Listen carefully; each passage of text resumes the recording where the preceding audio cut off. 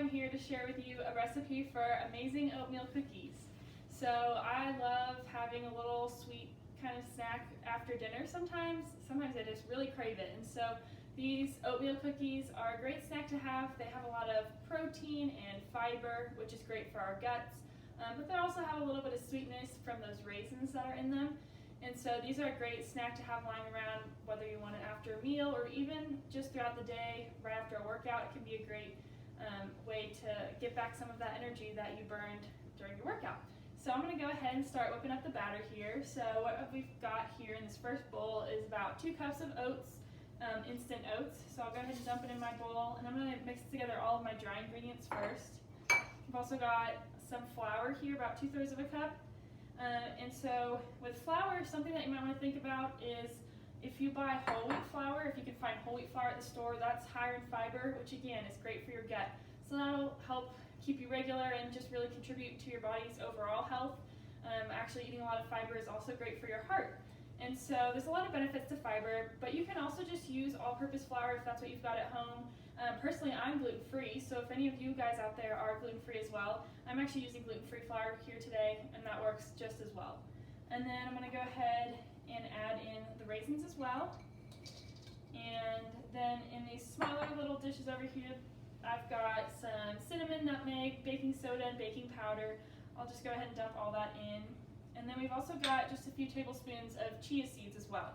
Chia seeds are a great source of omega-3 fats, which again is great for our heart. Lots of good ingredients in here that are going to help our hearts out. And finally, a little bit of salt. The salt helps actually bring out some of the other flavors as well, which a lot of times people are kind of surprised that salt is in a dessert or kind of a sweet thing, but it really helps boost the flavor of the recipe altogether. So I'm just going to mix all the dry ingredients together real quick before I add the wet ingredients. Alright. And so then in terms of the wet ingredients, we've got some almond butter here. Almond butter is a great ingredient to use. It adds a little bit of moisture in the recipe, but then it also has a lot of protein and healthy fats. You can also use peanut butter if that's what you've got at home. It won't really change anything too much. So I'll just take a big old spoonful, about 3 tablespoons, and dump that in there. And then put that in there. Okay, just gotta roll with it. It's a little sticky today. And then do a little bit of vanilla, maybe about a teaspoon. Just go ahead and throw that in there as well. No need to measure the vanilla, whatever works. And then I've also got 2 eggs here. So something that I like to do when I'm working with eggs is just crack them in a separate bowl, because I'm known for getting eggshells into my eggs. So as long as you keep it in a separate bowl, then at least you don't have to worry. It's a lot easier to get those extra shells out of there. So I've got 1 egg and another one.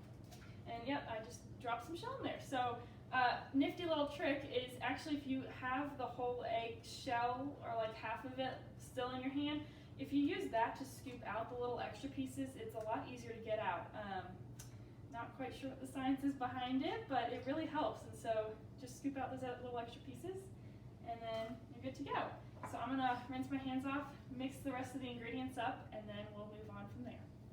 Okay, so got the shells on my eggs, just gonna mix together the butter and the eggs now. You wanna try to use melted butter, at least pretty soft butter, so it can really mix in to the rest of the ingredients pretty well. And then I'm just gonna add that all into my big mixing bowl here. And then just use this wooden spoon to really mix everything together just until everything is moist and coming together.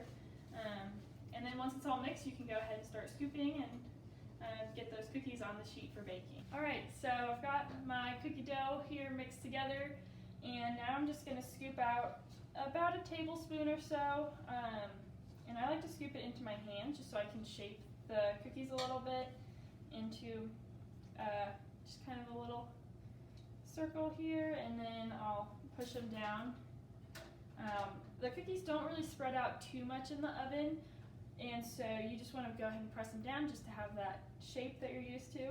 And then I'm just going to keep doing this for a few more just to show y'all. And this is another great recipe that you can make with your family. It's really fun to get the kids involved, help them mix together the stuff, or you know, you can even add in a couple other ingredients. If your kids have suggestions of what they like to put in cookies, just make it your own. Again, that's the best part of cooking at home, is you can do what you want and still know that you're just eating food that's really nutritious for your body.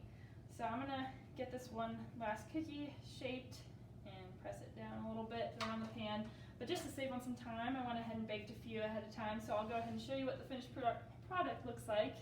And so this is just a nice plate of these delicious oatmeal cookies, all done. So they definitely get a little brown on the bottom, and that's what you want. That's how you know they're done. And so they're nice, kind of crispy a little bit, but really chewy once you bite into them. And those raisins bring a really nice sweetness. So this is a great recipe to make at home.